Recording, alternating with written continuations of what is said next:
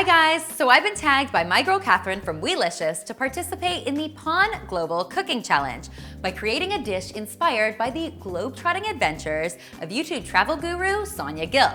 So today I'm very excited to share with you my recipe for spicy black bean empanadas. And trust me, they taste as good as they sound. Empanadas are popular in lots of countries like Venezuela, Colombia, and Panama, but I'll be traveling to Mexico in less than a month, so I'm using their yummy flavors as my inspiration for this dish. Full disclosure, I was really intimidated the first time I made these from scratch, but honestly, this recipe is foolproof, and the best part is it's both vegetarian and gluten-free. So we're going to get started by making our empanada dough. Now, I like using P.A.N white cornmeal for this recipe because it's really easy to use and it creates a soft, pliable dough that makes rolling a breeze. So I'm getting started with my cornmeal in a large mixing bowl, and to that I'm just going to whisk in a little bit of salt for flavor. Next, I'm going to create a well in the center of my cornmeal, and then I'm going to add my olive oil and my water. I'm going to mix this with my hands until my dough starts to form a ball. If you're finding your dough is too dry, all you need to do is add a little more water. A great way to know if your dough is too dry is to create a little ball and then squish it. If you're finding it cracks along the edges, that means it is not quite wet enough. Just add a little more water and mix it in well. Now that my dough is prepared, I'm going to wrap it in plastic and set it aside while I get to work on my filling. For my filling, I'm starting with canned black beans that I've just rinsed and drained, and all I'm going to do is give them a quick mash with a potato masher. Next, I'm going to get some olive oil heated up in a frying pan on the stove, and to that I'm going to add a finely diced yellow onion. I'm going to saute my onions until they become translucent, and to that I'm going to add some minced garlic, some minced chipotle pepper in adobo sauce, and a little sprinkle of cumin.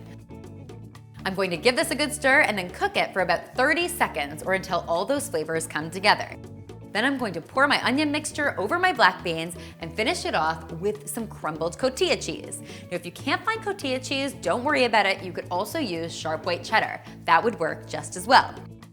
I'm going to give it all a good stir and then set it aside while I roll out my empanada dough. To prevent your dough from sticking to your rolling pin, all you need to do is use some plastic wrap or some parchment paper, or even better, do what I do and cut a zipper bag into 2 squares. This is going to make it much more manageable. All I'm going to do is grab a few tablespoons of dough in my hand and roll it into a ball. Next, I'm going to put it between my 2 sheets of plastic and roll it with my rolling pin. You're aiming for a thickness of about 1/4 inch. Your other option is to do this exact same thing using a tortilla press. That works just as well. If your edges crack a little while you're rolling, that's fine, but too much cracking can mean your dough isn't moist enough. So all you'll want to do is mix in a little more water. Now that my dough is rolled, I'm going to lift off the top piece of plastic and spoon in my filling. I'm adding just a tablespoon or 2 per empanada.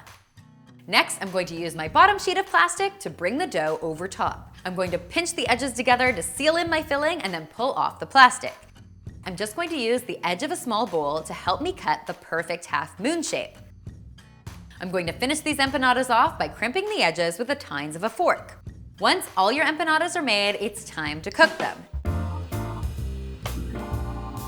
Now, when it comes to cooking these beauties, you have 2 options. The first is to bake them in the oven at 350 degrees for between 20 and 25 minutes. The second option is to fry them on the stove like I'm going to do today. I find it makes for a really yummy finished dish. Now, you want to make sure you're using extreme caution when frying foods in oil. You want to use the deepest pot you can find and as little oil as you need. So I've got a very deep pot on the stove, and to that I've added just about 2 inches of oil. It's important to check your oil's temperature using a thermometer. I've heated my oil to 350 degrees Fahrenheit. Now that my oil has reached the right temperature, I'm going to carefully lower my empanadas into the oil. Now, you don't want to overcrowd your pot, so you'll want to cook a maximum of 2 empanadas at once. These only take a minute or 2 to cook. You'll know they're ready when they rise to the top of the oil. Now that they're ready, I'm going to use a slotted spoon to lift them out of the oil and place them on a plate lined with paper towel. I'm going to repeat this until all of my empanadas are cooked. Now that these babies are cooked, they are ready to eat. I like them best when served with hot sauce. How incredible do they look? There you have it, spicy black bean empanadas. I hope you'll give this tasty recipe a try, and if you do, be sure to tweet or Instagram me a photo because you know I love seeing what you're coming up with in your very own kitchens. Next, I'm tagging Sonia from Sonia's Travels to create a dish from a country that inspires her in the kitchen. Also, don't forget to check out all of the other yummy recipes in the P.A.N Global Cooking Challenge playlist. All of the details are in the description box below.